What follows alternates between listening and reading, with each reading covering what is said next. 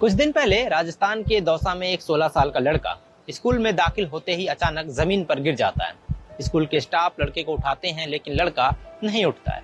आनन फानन में लड़के को अस्पताल में भर्ती कराया जाता है, जहां डॉक्टर उसे मृत घोषित कर देते हैं। डॉक्टर के मुताबिक बच्चे की मौत साइलेंट हार्ट अटैक की वजह से हुई।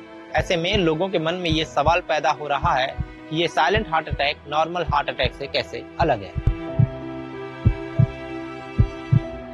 साइलेंट हार्ट अटैक को मेडिकल टर्म में साइलेंट इस्केमिया भी कहा जाता है। ये नॉर्मल हार्ट अटैक से बिल्कुल अलग है।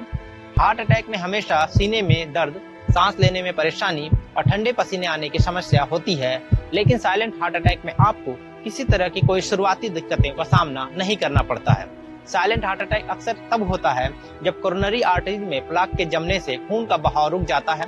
रिसर्च के मुताबिक साइलेंट हार्ट अटैक पुरुषों से ज्यादा महिलाओं में देखने को मिलता है। साइलेंट हार्ट अटैक बढ़ती उम्र के साथ आपको परेशान कर सकती है। इसके अलावा जो लोग डायबिटीज के मरीज हैं, जिनका वजन काफी बढ़ा हुआ है, जो लोग हार्ट के मरीज हैं, उन्हें साइलेंट हार्ट अटैक ज्यादा नुकसान पहुंचाती है।